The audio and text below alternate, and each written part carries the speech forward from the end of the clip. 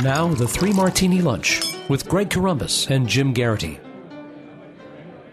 And welcome, everyone, to the Wednesday edition of the Three Martini Lunch, along with Jim Garrity of National Review. I'm Greg Corombos of Radio America. Good, bad, crazy, and sad martinis for you today. We get started with the good martini, and it's the latest bizarre, pathetic reaction from the Hillary Clinton campaign to not only bad news for her, but potentially very bad news for the country. This is the Politico version of the story from Nick Gass. It says, Hillary Clinton's campaign is accusing the intelligence community inspector general and congressional Republicans of coordinating against its candidate to damage her electoral chances in the latest flare-up of the nearly year-long scandal over her use of a private server while Secretary of State. Clinton campaign spokesman Brian Fallon asked on CNN's New Day whether the email reports were taking a toll on Clinton, remarked, "No, I think that Republicans are continuing to try to trump it up and resurface these allegations for the purposes of hurting her campaign."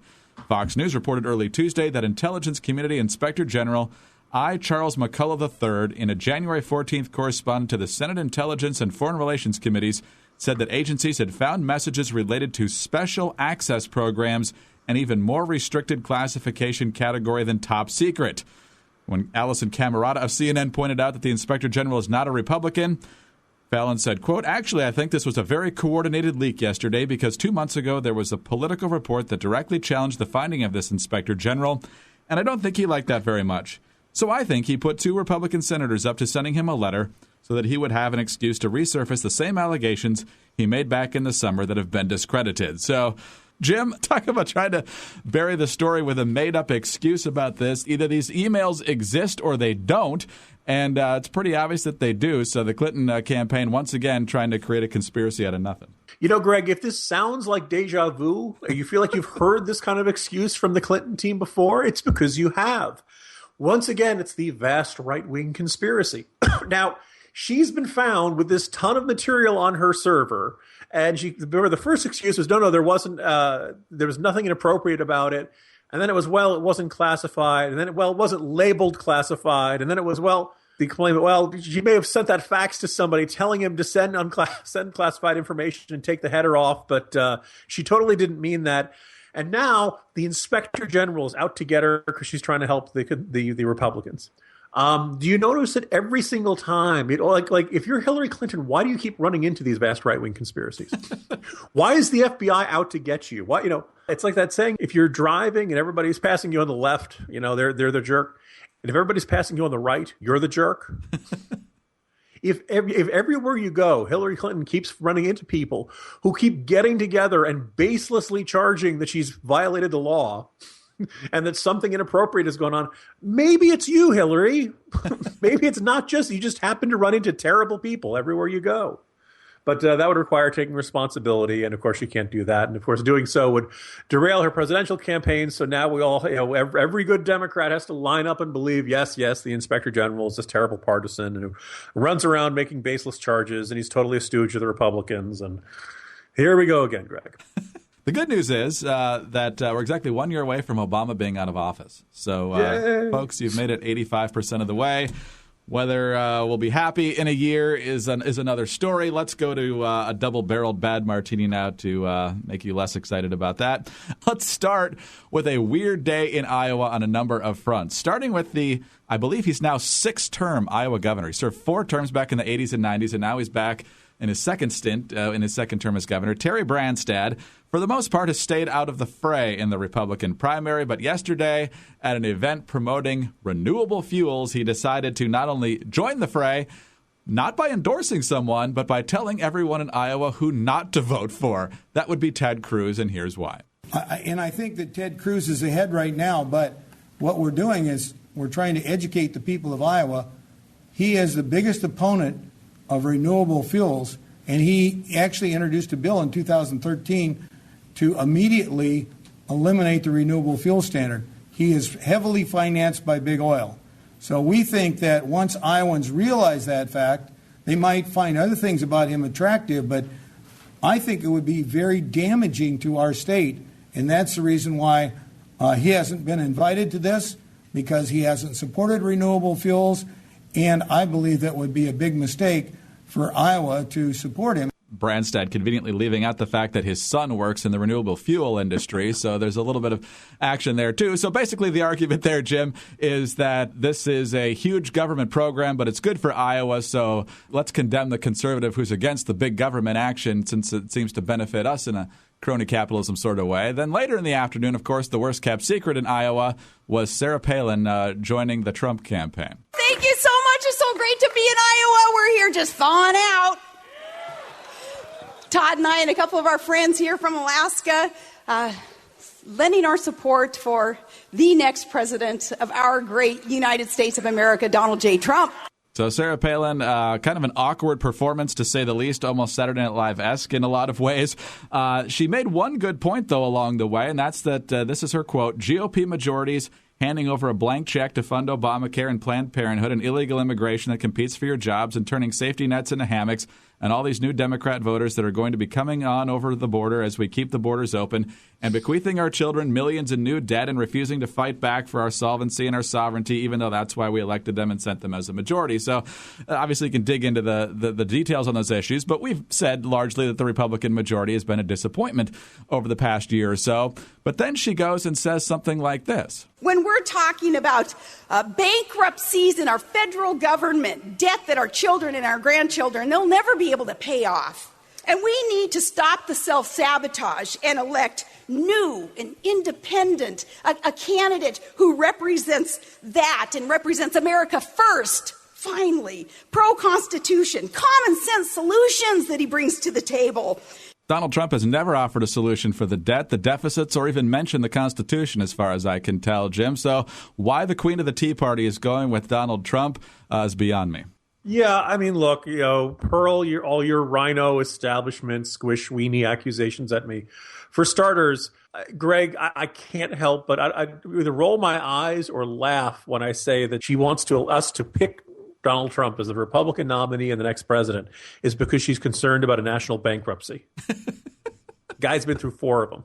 First of all, whether or not you love Ted Cruz, Sara Palin endorsed Ted Cruz back in that primary in 2012. She's been Ted Cruz is an indisputably consistent conservative. Every single policy preference Sara Palin has ever espoused, I don't think Ted Cruz has ever opposed any of that stuff. And here she is in Iowa, some might, say the term stabbed in the back. Some might find that a little over dramatic, but what I kind of needed here, and I wrote about this on National Review yesterday. So Sara Palin was one of the big icons of the Tea Party. Greg, what did the Tea Party stand for? Lower taxes and smaller government all the way around. Right? Limit the size and scope of government. So she embraces Mr. Eminent Domain. She embraces Mr. I endorse the TARP. She embraces Mr. I endorse the auto bailouts. She endorses the guy who donated to Harry Reid and Charlie Crist and Arlen Specter. She endorses the guy who was, praising Obama. In 2009, when the Tea Party was being born, Donald Trump represented everything the Tea Party stood against. And I know it was over-optimistic of me for me to expect some effort to address that discrepancy, some aspect of acknowledging that this was a change, that this is the guy who used to stand for everything the Tea Party stood against. And I didn't get any of that. Greg, during that long quote there, I kind of wanted to see if you could diagram that sentence. It just seemed like stream of consciousness, almost freestyle poetry slam style. Just depressing because my suspicion is that in retrospect, some chunk of the Tea Party didn't really believe what they were saying back in 2009, 2010. Deep down, we don't really care about the deficit. We don't really care about the size of government. We've had a lot of very bad martinis, Greg, but this might be one of the most dispiriting because of the indication that the Tea Party, as I wrote yesterday, it really is dead. It's gone. It's not coming back. It had its moment in the sun. And also kind of the really unnerving revelation that deep down, most of the people involved in it didn't really care about what they claimed to care about. Jim, there's been reports over the past few days. I don't know how closely you've looked at them or what you think about them. I'm curious to get your thoughts on them if you have. And that's that the establishment, which of course wants nothing to do with Donald Trump, when it comes down to Trump versus Cruz, it appears that they're edging towards Trump. If that is the case, it will vindicate all of their critics. Look, there's a reason to argue that the establishment, or however you want to call them, the donor class, however you want to classify these groups, these individuals, they're astonishingly stupid. And you could say, They're stupid because they endorsed Jeb Bush, and Jeb Bush is doing very badly. But what's more is like Jeb Bush had the problems going into this, and so far they've spent almost all of their money attacking each other, and no one has spent any money attacking Donald Trump. You could argue that up in New Hampshire, you've got Rubio, Chris Christie, John Kasich, and Jeb Bush, all at around 8 or 10%, all basically competing for the same votes. And if you keep splitting that vote 4 ways, you're not going to beat Donald Trump. I kind of saw this philosophy back in 2012. Candidates beat the heck out of each other, and nobody bothered to focus any of their effort on the front runner Romney. And then lo and behold, Romney ended up winning the nomination. Ultimately, maybe we have a very foolish donor class. Maybe the establishment really does deserve all of the criticism they get, because if they really are letting a grudge over, the shutdown or nasty things that Ted Cruz had said or something like that, personal pique is not supposed to be the driving force in your politics. And if it is, we should not be surprised that we have an ideologically and philosophically incoherent party that is now embracing subsidies, embracing mandates, and doesn't really care about any of this stuff. Our politics are shifting from political and ideological but the scope of government to cultural and stylistic. And I have this terrible feeling we're going to lose that because we keep losing these things on the presidential level. On to the crazy Martini now. Not that this will be any better either. The one sliver of good news in the Fast and Furious story, which obviously goes back several years, was that a federal judge yesterday rejected Barack Obama's assertion of executive privilege to deny Congress access to records pertaining to Fast and Furious. So that's, of course, the gun-running operation that allowed thousands of weapons to flow across the border, hundreds of people murdered, including a U.S. Border Patrol officer named Brian Terry. Obviously, this will probably get appealed, Jim, but it would be nice to know some of this stuff because, as it turns out, El Chapo was found with weapons that were obtained through the Fast and Furious program, including weapons that were capable of shooting down helicopters. Well done, Obama and Holder. As someone on Twitter observed today, Greg, it's time to close the drug cartel kingpin loophole. Because if nothing else, there are a lot of reasons to be outraged by this. But probably the most basic reason to be really upset, Greg, El Chapo didn't even pay full price. You get a really discounted rate. If our own government is going to arm the cartels, can we at least make a better profit on this? Is that too much to ask? So. That's why we need a businessman like Donald Trump running things. He'll get a better deal with those cartels. So, the other thing, I observed this in the Morning Jolt, that Fast and Furious was this really egregious scandal. The Inspector General report said that inexplicably the information stopped just short of Eric Holder, so he could say, "Oh, I had no idea this was going on." It got to his office, it got to his staff, it got to his chief of staff, it got to the Deputy Attorney General.